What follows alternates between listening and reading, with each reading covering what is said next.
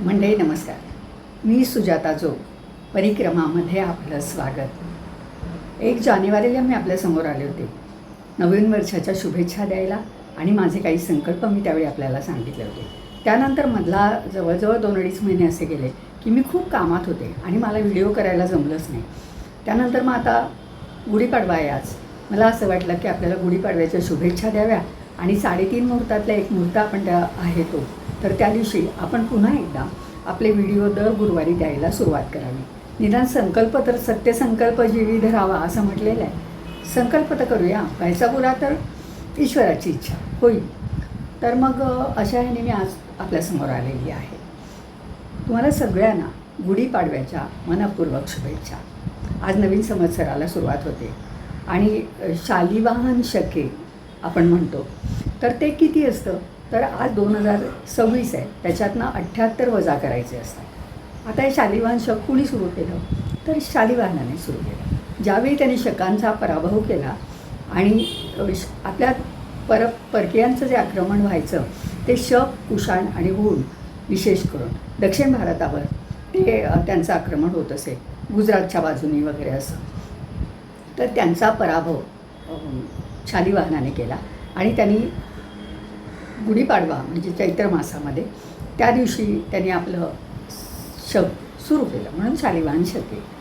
ही थोडक्यात माहिती. आजपासून आपले रामनवरात्र सुरू होते, जे आपल्यासाठी खूप मोठे आहे. खरं तर आपण म्हणतो कुलदैवत आपलं कुठलं, तर मी म्हणेन देशाचं दैवत कुठलं तर प्रभू श्रीराम. त्यामुळे आज रामनवमी आता येईल आणि आजपासून नवमीपर्यंत सगळ्या देवळातनं कीर्तनं, भजन, सगळं भक्तिमय वातावरण सगळ्या देवळात असतं.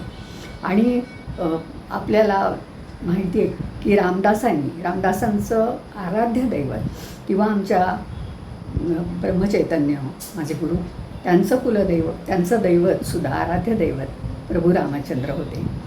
त्यामुळे सगळीकडे रामाचा उत्सव आता खूप 9 दिवस चालू आहे रामनवमीपर्यंत. आपल्याला सगळ्यांना हे 9 दिवस भक्तिमय वातावरणात जावं यासाठी सुद्धा माझ्या पूर्ण शुभेच्छा आहेत. आता रामाचं चरित्र तर सगळ्यांना माहिती आहे. रामायण अगदी स्वामी विवेकानंदांनी सुद्धा काही 108 वगैरे काही श्लोकांचं रामायण रचलेलं आहे. ते म्हटलं जातं, ते खूप छान आहे. आणि प्रत्येकाने 14-16 काहीतरी रामायण आहेत वेगवेगळ्या भाषेतले. प्रत्येक रामायणांमधलं थोडे बदल आहे, पण सगळ्यात ऑथेंटिक ज्याला म्हणतो आपण ते रामायण म्हणजे वाल्मिकी रामायण. तर वाल्मिकी रामायणामधलं मला असं वाटतं की रामायणामधली पात्र आपल्याला, प्रमुख पात्र आपल्याला माहीत असतात. राजा दशरथ आपल्याला माहिती आहे, त्याच्या 3 पत्नी माहिती आहेत आपल्याला, राम, लक्ष्मण, सीता, भरत, शत्रुघ्न, हे सगळं आपल्याला बऱ्यापैकी माहीत असतं. हनुमान माहीत असतो, सूर्यवीर माहीत असतात. पण आपल्याला माहिती अनेक पात्र असतात, पण ती आपण ज्याला म्हणतो दुय्यम कॅरेक्टर्स, दुय्यम व्यक्तिरेखा. तर आज मला असं वाटलं की मी तुम्हाला थोडं मी जे काही शबरीबद्दल मी वाचन केलं ते मला तुम्हाला सांगावं असं वाटलं की शबरीविषयी बोलूया आज आपण. शबरी माहिती आहे आपल्याला की शबरीची उष्टी बोरं, तिने भक्तिभावाने दिलेली उष्टी बोरं, उष्टी असूनसुद्धा रामाने ती फार प्रेमाने खाल्ली हे आपल्याला माहिती आहे. आणि लक्ष्मणाला त्यावेळी पटलं नव्हतं ते, म्हणजे उष्टी खातोय ते, पण रामाने अत्यंत प्रेमाने की भक्त देतो आहे ना. आता भक्त आणि भगवंत यांचं बघायचं. भगवान श्रीकृष्णांनी आपल्याला गीतेत सांगितलेलं आहे की प्रेमाने तुम्ही मला काही द्या, भक्तिभावाने काही द्या. पत्रम पुष्पम फलम तोयम यो मे भक्त्या प्रयच्छन्ति. हे ज्यातलं तुम्ही पत्रम पुष्पम फलम तोयम, अगदी काही नाही तर पाणी द्या मला, ते सुद्धा मी प्रेमाने घेईन, असं श्रीकृष्णांनी सांगितलेलं आहे. त्यामुळे ह्यांनी शबरीने उष्टी बोरं दिली, ती रामाने खाल्ली. आता ती उष्टी का तर प्रत्येक माझ्या रामाला गोड बोरच मिळालं पाहिजे हा भाव. त्यामुळे प्रत्येक बोर थोडं खाऊन बघायचं, गोड असेल तेवढं ठेवायचं आणि नको असेल ते टाकून द्यायचं. असं करून तिने ती बोरं जमवली होती. ती रामाची वाट पाहत होती. ती जी राहत होती ती ऋषशृंगच्या ठिकाणी मातंग ऋषींच्या आश्रमाच्या आसपास ती राहत होती.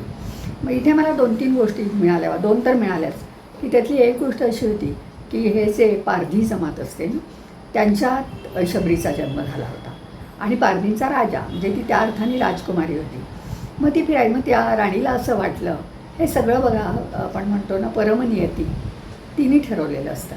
मग ती काय म्हणाली राजाला, ही गोष्ट मिळाली मला, खरी खोटी ईश्वर जाणे, की ती म्हणाली की आपण हे मातंग ऋषींचा आश्रम आहे, ते इकडे तिकडे उन्हाळ्याच असते, आपण तिला आश्रमात ऋषींकडे पाठवून देऊया, काही शिकली चांगल्या 4 गोष्टी तर शिकेल. म्हणून ती दोघं घेऊन आले तिला आणि सांगितलं की ऋषींना मुलबाळ नव्हतं, म्हणून मातंग ऋषी आणि त्यांची पत्नी यांनी आनंदाने शबरीला आपल्या आश्रमात ठेवून घेतलं आणि त्यांनी तिच्यावर जे संस्कार केले ते पूर्ण, तिला स्तोत्र शिकवली, तिला ज्ञान प्रदान केलं भरपूर आणि अहिंसा, मुख्य म्हणजे ती ज्या जमातीतून आली होती तिथं हिंसा आहेच तर त्यांचं जीवन असतं खरं तर, म्हणजे ते मारणार तेव्हा ते उपजीविका होणार त्यांची.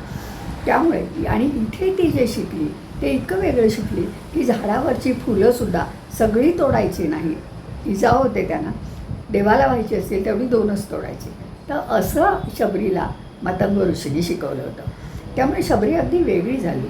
ती 14 वर्ष त्या आश्रमात राहत होती त्या गोष्टीप्रमाणे. 14 वर्षानंतर ती अगदी छान शिकली, ऋषींच्या मते ती तरबेज झाली. मग त्यांनी आईवडिलाला बोलवलं आणि त्यांना सांगितलं की आम्ही हिला आमच्या परीने शिकवलं आहे, आता तुम्ही हिचा विवाह वगैरे करून द्या. शबरीला पाठवून दिलं त्याने आईवडिलांकडे. ती गेली. तिथे गेल्यानंतर तिने पाहिलं की इथे तर हिंसा आहे सगळी, प्राण्यांना मारतोय आपण, ते खातोय आणि ते असह्य झालं तिला ते सगळं. कारण 14 वर्ष तिच्यावर जे संस्कार झाले अहिंसेचे, भूतदयेचे, प्राणीमात्रांवर काय, पशु पक्षी वृक्ष सगळ्यांवर प्रेम करण्याचे, दया करण्याचे ते संस्कार तिच्यावर आले. अगदी आपण म्हणतो ना पक्के झाले होते तसे ते झाले होते. त्यामुळे तिला तिथे आवडलं नाही. तिने सांगितलं आईवडिलांनी की मी जाते परत आश्रमात, मला इथे आवडत नाही आहे आणि हे नाही, मला सवय नाही मला याची. ती निघून गेली, कोणी काही तिला हे केलं नाही. परत मातंग ऋषींकडे ती आली, तिथे ती राहिली आणि तिने सांगितलं ऋषींना की नाही, त्यांचं तर हिंसा आहे आणि तुम्ही तर मला शिकवली नाही आहे हिंसा करायला, त्यामुळे मला तिथे नाही राहता येणार, मी विवाह वगैरे. तिने काही लग्न वगैरे केलं. त्यानंतर मग ती तिथे राहिली. मग कालानुक्रमे मातंग ऋषींचं देहावसान झालं, पाठोपाठ त्यांच्या पत्नीनेसुद्धा देहत्याग केला. ती दोघं गेल्यानंतर पण त्यांनी जाताना तिला सांगितलं होतं की तू तपश्चर्या, रामाची चरित्र त्यांनी तिला सांगितलेलं होतं आणि तिला सांगितलं होतं रामच्या वेळी वनवासात येईल तेव्हा तो तुझ्याकडे इथे येईल आणि तेव्हा तुला मोक्ष, त्यावेळी तुला मोक्षप्राप्ती होईल. म्हणून ती जगत होती आणि ती दररोज रामाची वाट पाहत होती, कधी येणार राम, माहीत नाही तिला. नंतर मग तिला कळलं की दंडकारण्यामध्ये तिथून राम म्हणजे वनवासाला निघालेला आहे, राम लक्ष्मण सीता. त्यामुळे मग तिला खूप आनंद झाला, आनंद होतो. ती मग बोरं गोळा करते वगैरे आणि रामाची वाट पाहते. राम तिच्याकडे येतो आणि रामाच्या पायावर डोकं ठेवल्यानंतर तिथे शबरी देह सोडते आपला आणि तिला मोक्षप्राप्ती होते. अशी एक गोष्ट होती. आणखी एक गोष्ट अशी होती की शबरी अशी रानावनात फिरायची एकटीच. बरीच मुलं बिलं असतात, ती फिरत असतात. मग तशी ती ऋषींच्या आश्रमात आली एकटी. तिला काही ठेवलं बिलं नाही आईवडिलांनी, या गोष्टीत तसं काही नव्हतं. ती नुसतीच आली आणि तिथे राहायला लागली, रोज यायला लागली, खेळायला वगैरे. नंतर मग तिथे तिला आवडायला लागलं. ऋषीपत्नी तिच्यावर खूप माया करायची, ऋषी स्वतः माया करायचे. मग ती बघत होती ते यज्ञ करतायत, ते काहीतरी स्तोत्र म्हणतायत, हे करतायत आणि मग हळूहळू तिला त्याची गोडी लागली आणि मग ती तिथे राहिली. अशी ही गोष्ट होती. तर अशा प्रकारे म्हणजे भक्तीचा सुद्धा संस्कार, श्रद्धेचा संस्कार, असे सगळे संस्कार शबरीवर झाले. आणि शबरीचे महत्त्वाचं पात्र रामायणामध्ये आपल्याला भेटलं. आणखी पण काही पात्र आहेत की ज्यांच्याविषयी खूप माहिती नाही आहे, पण ती माहिती मी मिळवायचा प्रयत्न केला थोडाफार. त्यातल्या काही पुढल्या गुरुवारी पण मी 1-2 सांगणार आहे आपल्याला. तर आता आज मी इथे थांबते. शबरीचं त्यानिमित्ताने आपण केलं आणि राम लक्ष्मण सीता वनवासात असताना शबरीचं कसं तिला मोक्षप्राप्ती झाली हे आपण पाहिलं. पुढच्या वेळी मी पुन्हा आपल्याला भेटेन अशी, आणि मला आशा आहे की प्रभू रामचंद्र आपल्या सर्वांवर कृपा करतील आणि आपला, जसं मी आधी म्हटलं की भक्तिमय वातावरणामध्ये आपला 9 दिवसांचं नवरात्र उत्सव खूप साजरा होईल. जरी आपण देवळात गेलो नाही, समर्थांनी सांगितलेलं आहे की देवांचे उत्सव हे मोठ्या थाटात साजरे झाले पाहिजे आणि आपण ते करतो आहे. अयोध्येमध्ये आणखी एक थोडासा मुद्दा लक्षात आला आहे तेवढा बोलते की अयोध्येमध्ये जी रामाची नवीन मूर्ती मंदिर बांधलं गेलं आपण त्याच्यामधली जी बालरूपातली मूर्ती ती तशी काय आहे? कारण अयोध्यावासी लोकांना आजही राम हा मूल वाटतो, आपल्याबरोबर तो आहे, बाळ आहे असं वाटतं. त्यामुळे ती मूर्ती तशी आहे असं पण माझ्या वाचनात आलं. तर आता मी इथे थांबते. तुम्हाला सगळ्यांना गुढीपाडव्याच्या आणि रामनवरात्राच्या मनःपूर्वक शुभेच्छा. धन्यवाद.